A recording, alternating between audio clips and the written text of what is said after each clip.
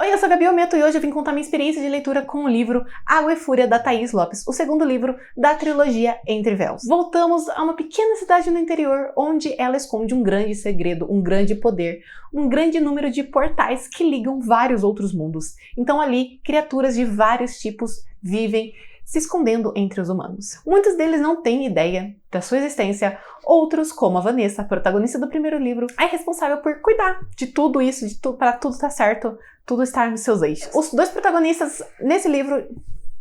Esqueci que eu tava de óculos. Os dois protagonistas dessa história já foram apresentados no primeiro livro. Vamos começar com a Daiane, que apareceu no epílogo, um grande gancho para o próximo livro. Ela já morou ali nessa cidade, porém a ida dela foi muito estranha, ela não sabe o porquê ela foi embora e principalmente ela não tem lembrança nenhuma do tempo que ficou ali. Foram 14 anos completamente apagados da sua memória e vamos combinar que isso não é nada comum. Ela simplesmente largou toda a vida dela e foi para essa cidade no fim do mundo e agora ela tá tendo um pouco de dificuldade financeira para se manter. Vanessa, que é a protagonista do primeiro livro, ela faz de tudo para ajudar a Daiane. Ela percebe que ela é uma pessoa importante, uma boa pessoa, e uma dessas tentativas ela oferece um emprego para ela como guia de alguns pesquisadores que querem entrar na floresta desse lugar para catalogar algumas plantas. Só que tem um porém ali muito importante nessa floresta, é que muita gente que entra ali não sai viva. E os que voltam sempre assustados, achando que encontraram monstros, criaturas, que a gente já sabe muito bem que é verdade. A Daiane acha isso muito estranho porque ela se lembrava de brincar naquele lugar e ela nunca sentiu medo, nunca aconteceu nada com ela. Ela acha que isso vai acontecer de novo, então ela aceita o emprego e fica dias dentro da floresta com a companhia dessas pessoas que ela nunca viu na vida, o que é muito perigoso, até que numa bela noite ela se depara com um homem cobra. Alessio também nos foi apresentado no primeiro livro, bem no meio dele, mas para não estragar o livro 1 para vocês, não vou falar o que aconteceu e também porque não é relevante para a história. A questão é, já conhecemos o Alessio, ele tem o dever de proteger a floresta, porque ele também é um grande trecho de vários portais, então as pessoas entram ali e nem percebem que foram para outro mundo, o que pode ser muito perigoso. Por isso, ele sempre tenta manter todo mundo fora, menos a Daiane, porque eles se conheciam, algo que infelizmente ela não se lembra.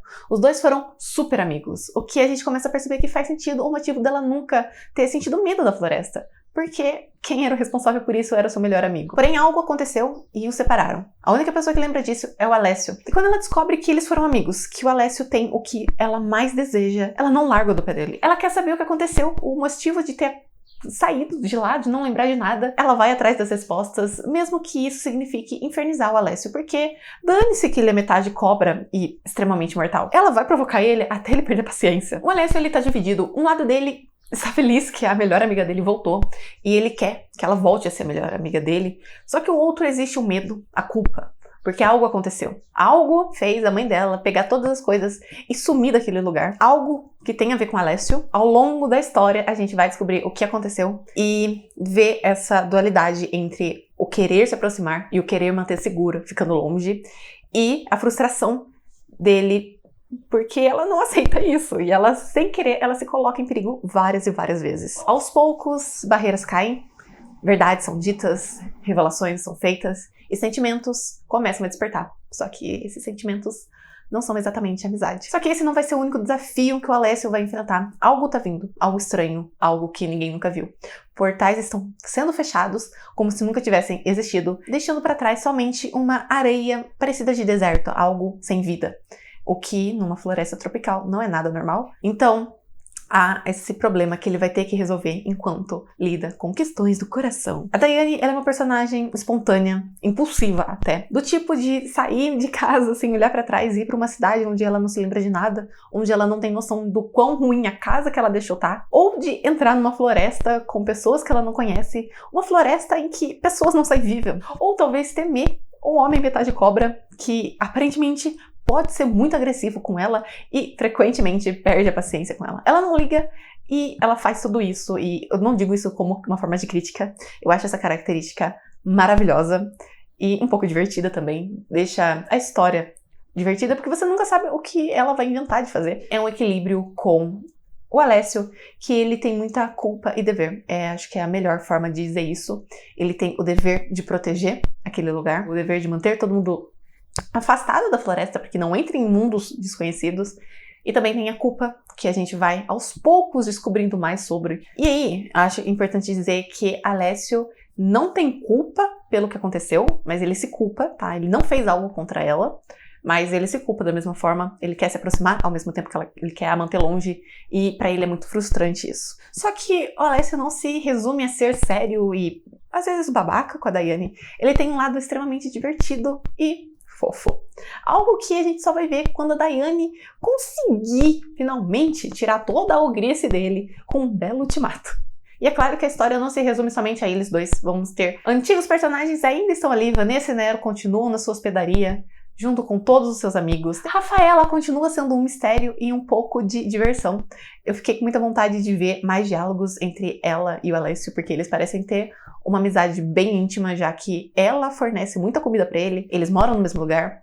Eu acho que eu gostaria de ter visto mais deles juntos. E também temos novos personagens, alguns um pouco misteriosos em torno do Alessio, que vão vir a ser importantes no terceiro livro, e outro que vai ter mais a ver com a Daiane, um personagem que a gente não sabe muito, mas quando é revelada a identidade dele, meu Deus, assim, bate palmas, porque eu percebi que o terceiro livro ia ser incrível. A narrativa em primeira pessoa vai contar principalmente o ponto de vista da Daiane, porém, em alguns momentos, vários momentos, na verdade, o Alessio também dá sua opinião, e eu gosto muito, porque gosto de estar na cabeça dele, gosto de ver a divisão dele, o quanto ele não gostava de ser babaca com ela, mas que ele fazia isso pra proteger ela, porque ele tinha medo que o que aconteceu, esse mistério, voltasse a acontecer. Eu acho a narrativa da Thaís maravilhosa, assim, não tem... Eu sei que eu uso muito maravilhoso, mas não dá, sabe? É uma narrativa fluida que não cansa. Ela tem um equilíbrio perfeito entre descrição e ação. É, assim, maravilhoso. Não cansa. Eu passei horas lendo. Eu cheguei à madrugada lendo. É uma história bem envolvente, bem gostosa, bem, assim, fluida. O problema inicial dos portais não vai ser resolvido aqui. Isso vai ser ponto para o terceiro livro, onde o casal do terceiro livro, que tem bem mais conhecimento sobre portais, vão resolver. E eu entendo o motivo dessa escolha, faz sentido, porém, eu senti um pouco que a história ficou aberta por causa desse grande ponto. Eles não descobriram muita coisa. E eu acho que aqui a Thaís perdeu um pouquinho a mão, porque ela focou no segundo livro muito no casal e pouco no portal, e no terceiro livro muito no portal e pouco no casal. Faltou um certo equilíbrio, mas embora o portal não termine aqui, o casal se fecha, fica bem amarradinho, todos os problemas envolvendo os dois são finalizados aqui de uma forma maravilhosa, incrível e fofa. Eu tenho a sensação de que o mundo nesse livro cresceu mais, não só pelo problema, não só por mais personagens aparecer, mas eu acho que a gente aprofundou, criou mais mistérios que, infelizmente, não vão ser respondidos nessa trilogia, mas eu sempre tenho esperança de que ela lance mais livros explorando a parte do povo do mar, era assim que eles chamavam? Porque é um ponto em que não é um furo, não dá informações, mas é um grande gostinho de quero mais. E eu acho que esse mundo só cresceu. Esse é um casal do tipo reencontro, que obviamente se reencontra ao longo dos anos. E eu vou dizer que o Alessio, ele é bem babaca com a Daiane no início. Irrita, ao mesmo tempo que eu entendo, essa é a forma dele manter ela segura. Bom, ao menos na cabeça dele é assim. Só que aos poucos ela consegue e é maravilhoso. E sim, eu vou passar pano pra babaquice do Alessio. Um monte de gente passa pra personagem ainda mais babaca. Vou passar pro meu Alessio, porque ele é fofo. A babaquice dele é só um meio de defesa. E agora vamos falar sobre o ponto mais importante. A Thaís gosta muito de fazer livros com uma ou duas cenas calientes. Não é um livro erótico, hot, eu nunca sei a diferença, porque são poucas cenas. É um slow burn bem grande. Esse livro tem duas cenas, o que na trilogia é bastante. Geralmente os livros têm uma só, o que é uma tristeza, tá? Porque ela escreve essas cenas muito bem. Uma das características que eu tô mais gostando, ao mesmo tempo...